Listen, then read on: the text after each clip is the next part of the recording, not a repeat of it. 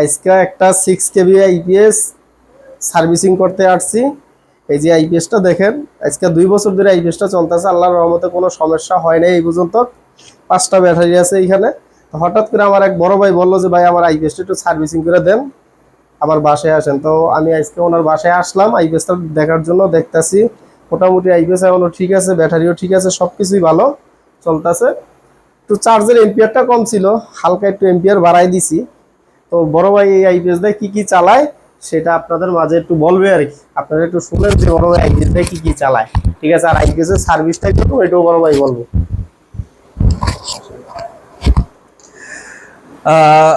বিসমিল্লাহির রহমানির রহিম। আল্লাহর রহমতে আইপিএসটা কিনছি 2 বছর হয়েছে। আপাতত কোনো ধরনের প্রবলেম ফেস করি নাই, কিন্তু এখন বর্তমানে একটা প্রবলেম ফেস করছি, তা হচ্ছে আমাদের গাজীপুর জেলার ভিতরে গাজীপুর চৌরাস্তা এলাকার মধ্যে অনেক পরিমাণ লোডশেডিং। এটা পুরো বাংলাদেশে, আমাদের এলাকার মধ্যে না খালি। সো আমি আবার এসি দিয়ে আইপিএস দিয়ে আপনার আমার এসি চলে, আগে 2টা চলতে, এখন একটা এসি চলে, প্লাস আমার লাইট ফ্যান, আমার প্রায় 20টার মতন লাইট আছে, ফ্যান আছে প্রায় 6 থেকে 7টা ফ্যান চলে।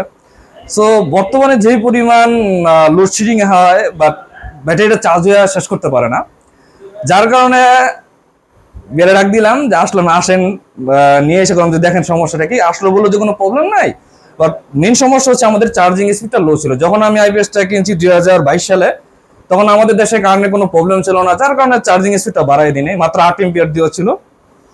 তো যার কারণে তো কোনো প্রবলেম করে না। বাট এই বছর অতিরিক্ত লোডশেডিং এর কারণে এখানে এম্পিয়ারটা বাড়ানো লাগতেছে। আশা করি এখন ফিউচারে কোনো প্রবলেম হবে না, কারণ হচ্ছে এই পর্যন্ত যত আইপিএস নিয়েছি আপনার সব থেকে ভালো আইপিএস পাইছি এটা।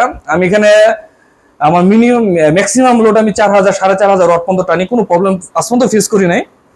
সো আশা করি ইনশাল্লাহ এটা নেক্সট আরো 10-12 বছর চলাইতে পারবো ইনশাল্লাহ। আচ্ছা, এই যে আচ্ছা আপনারা যে আইপিএসটা দিছি, ঠিক আছে, প্রায় তো আজকে 2 বছরের কাছাকাছি হয়ে গেছে। এই পর্যন্ত তো আল্লাহর রহমতে কোনো সমস্যা হয় নাই না নাকি? না না, কোনো প্রবলেম ফেস করা হয় নাই। এখনো তো কোনো সমস্যা নাই আপাতত। হ্যাঁ হ্যাঁ, জি আপাতত কোনো প্রবলেম সমস্যা নাই। হয় নাই।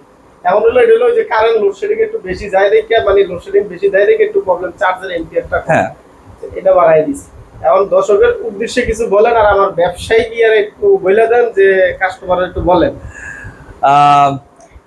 আইপিএস এর ব্যবসা তো আপনি অনেক বছর ধরে করতেছেন। আজকে আমি তো আপনার থেকে মনে হয় 10-12 বছর হয়ে যাবে, 10 বছর তো মিনিমাম হবে আইপিএস কিনি। সো আজ পর্যন্ত ওনার থেকে যত আইপিএস নেওয়া হয়েছে আসলে কোনো প্রবলেম ফেস করি নাই। হ্যাঁ, সমস্যা যে হয় না তা না, অবশ্যই সমস্যা হয়, আইপিএস ইলেকট্রিক জিনিস সমস্যা থাকেই। তো সমস্যা হলে অবশ্যই ফোন দিলে আইসা পড়ে নগদে, যে ফোন দিয়ে যদি অতিরিক্ত কাজ কাম থাকে তাহলে একটু লেট হয়, একদিন বা সামথিং। বাট যদি কোনো টাইপের প্রবলেম ফেস করা হয় নগদে আসা পড়ে, আইসা ওনারা ঠিক করে দেওয়া হয়। যে ওর নর্মালি ওনারা 3 বছর ওয়ারেন্টি থাকে, এখন কি বাড়াইছে নাকি না? আগে 2 বছর, আগে কিন্তু বেশি ছিল।